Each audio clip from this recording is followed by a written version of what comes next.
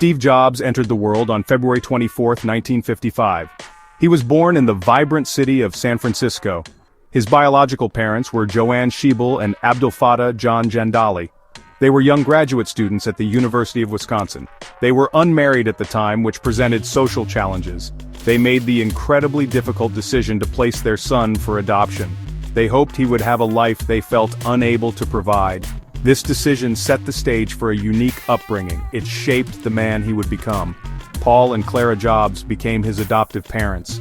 They were a working-class couple from California. Paul was a kind and skilled machinist. Clara was a gentle and caring bookkeeper. They had longed for a child for many years. They promised Joanne, Steve's biological mother, that her son would attend college. This promise was very important to her. Paul and Clara provided a stable, loving home.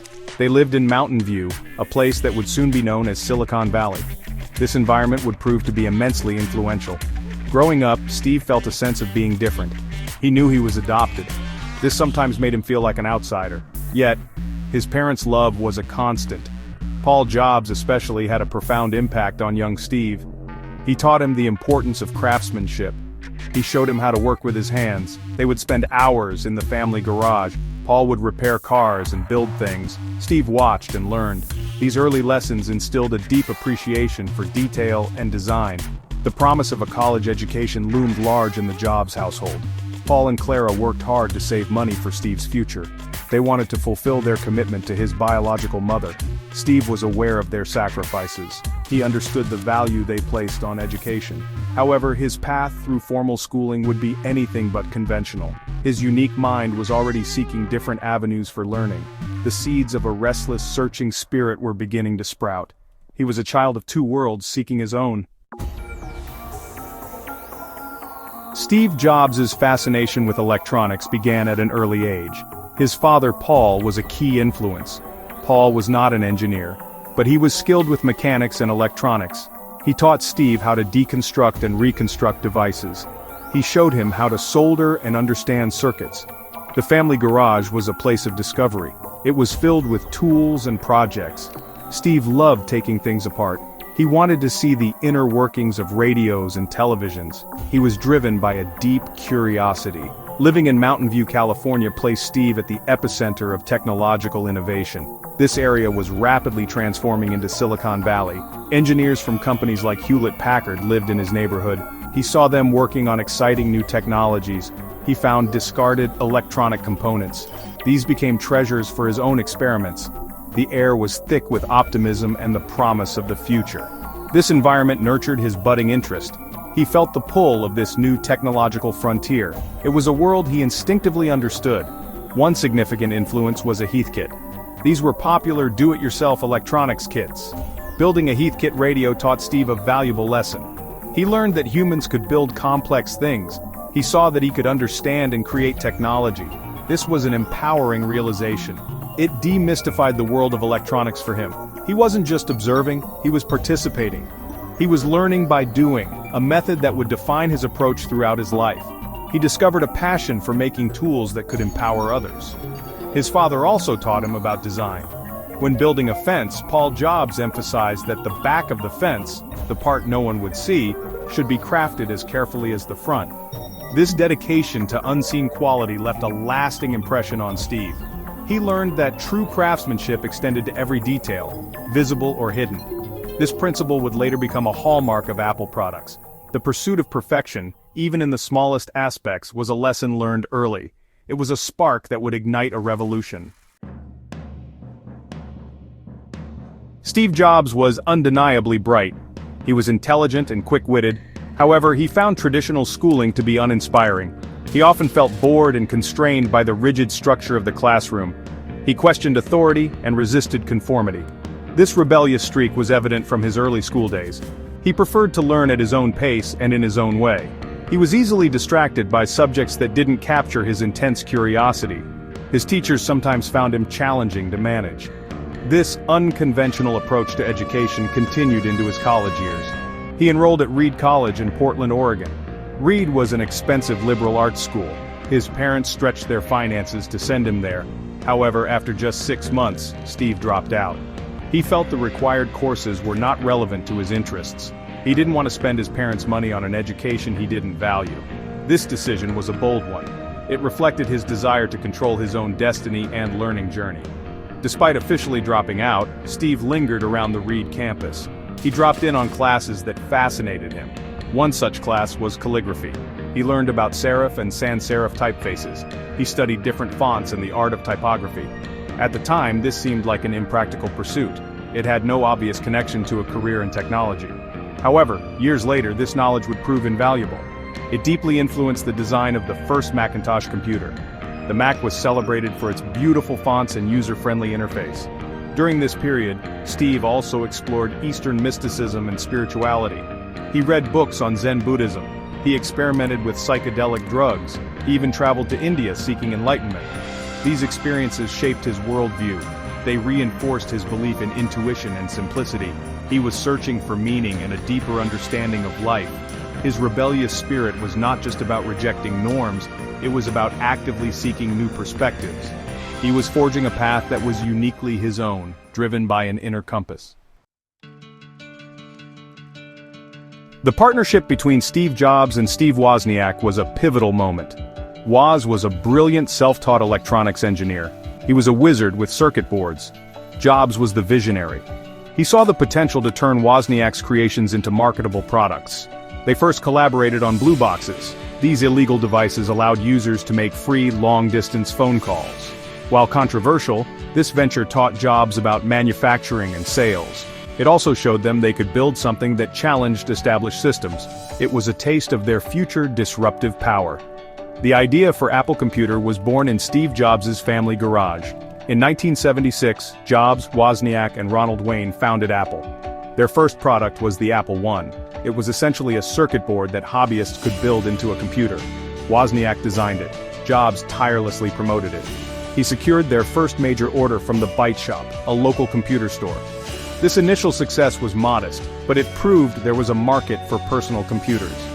The journey had begun, fueled by passion and youthful ambition. The real breakthrough came with the Apple II. Launched in 1977, it was a game-changer. Wozniak's engineering prowess was evident in its design, but Jobs insisted on a user-friendly package. He wanted it to look good in a home or office. He even insisted on a sleek plastic case, a novel concept at the time. The Apple II was one of the first highly successful mass-produced microcomputers. It featured color graphics and an open architecture. It found its way into schools, homes, and small businesses. It truly launched the personal computer revolution. Apple grew at an astonishing rate. The company went public in 1980. Steve Jobs became a multi-millionaire almost overnight.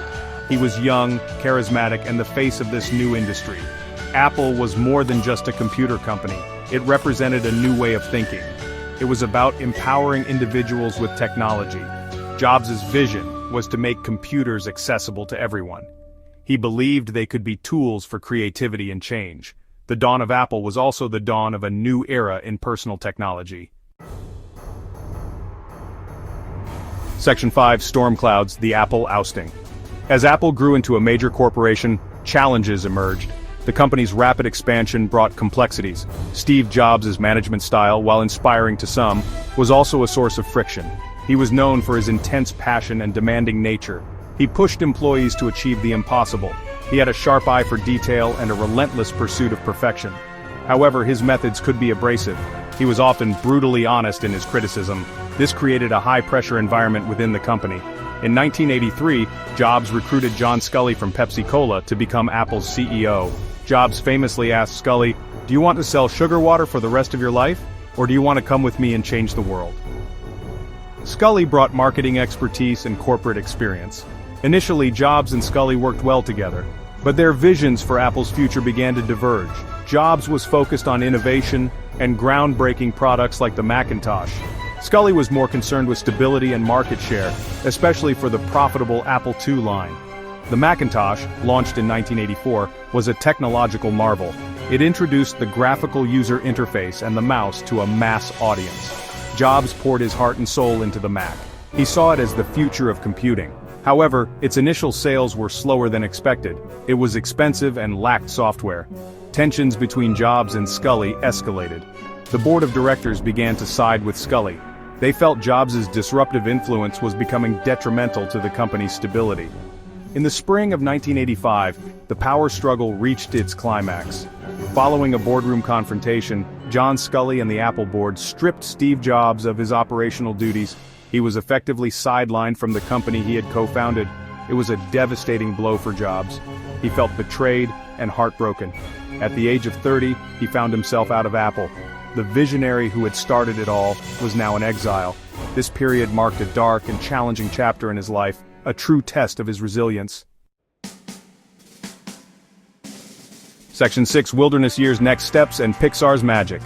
Being ousted from Apple was a public humiliation for Steve Jobs, but he was not one to stay down for long. His entrepreneurial spirit remained undeterred. In 1985, he founded Next Inc. His goal was to build powerful computers for the higher education and business markets. He assembled a talented team, many of whom had followed him from Apple. Next computers were technologically advanced. They featured an object-oriented operating system called Next Step. They also had a sleek black magnesium cube design. The Next computers were beautiful and powerful. They were ahead of their time in many ways. However, they were also very expensive. This limited their appeal and market penetration. Next struggled to achieve widespread commercial success. Despite this, the Next platform was influential. Tim Berners-Lee used a Next computer to develop the World Wide Web. The Next Step operating system was highly regarded for its sophistication. Jobs learned valuable lessons during this period.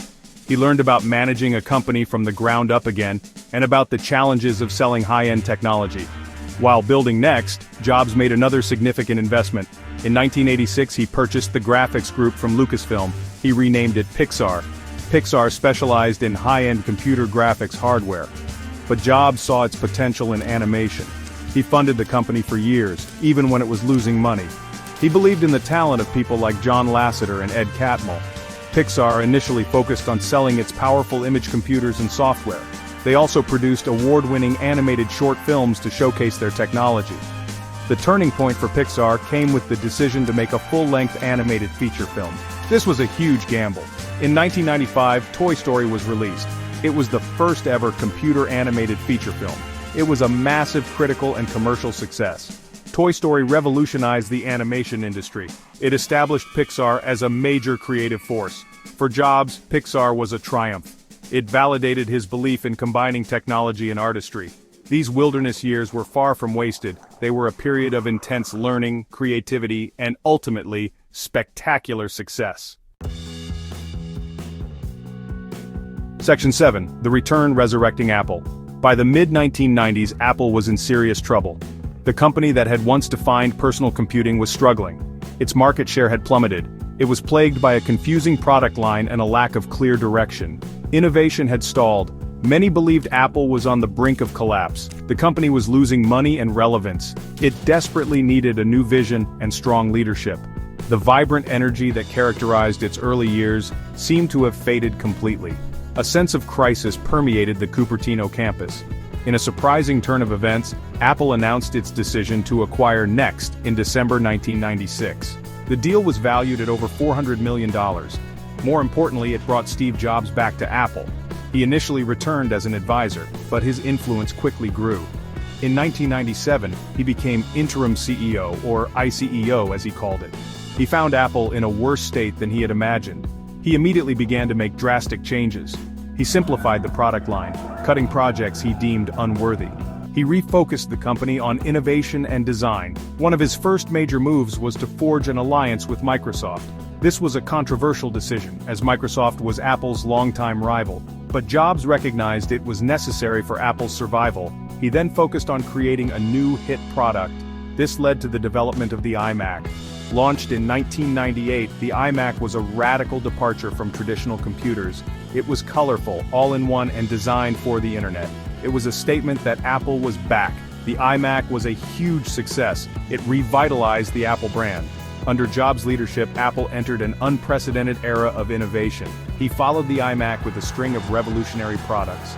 The iPod changed how we listen to music.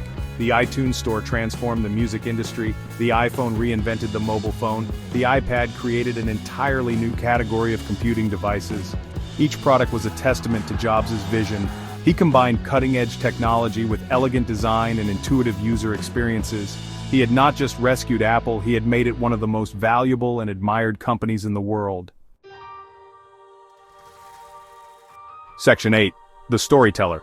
Crafting the message, living the brand.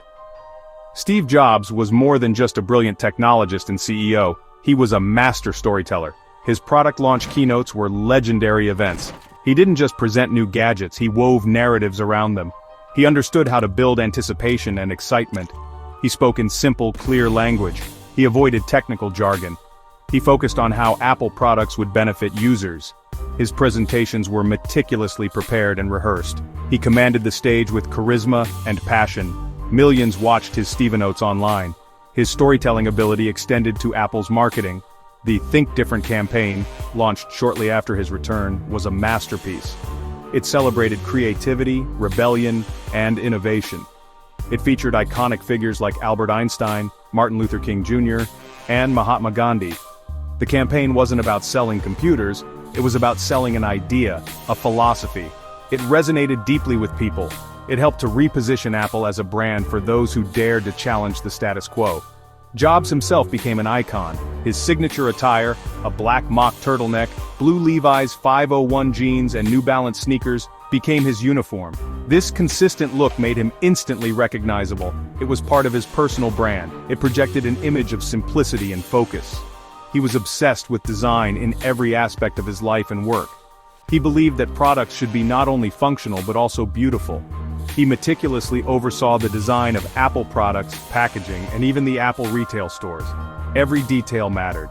His unique habits and philosophies were deeply ingrained in Apple's culture.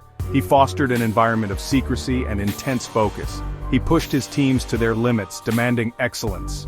He believed in the power of a small, talented team to achieve great things. He famously said, "A players like to work with A players." He was known for his reality distortion field, an ability to convince people that his vision was achievable no matter how daunting. He was a complex, sometimes difficult but undeniably inspiring leader who lived and breathed his brand.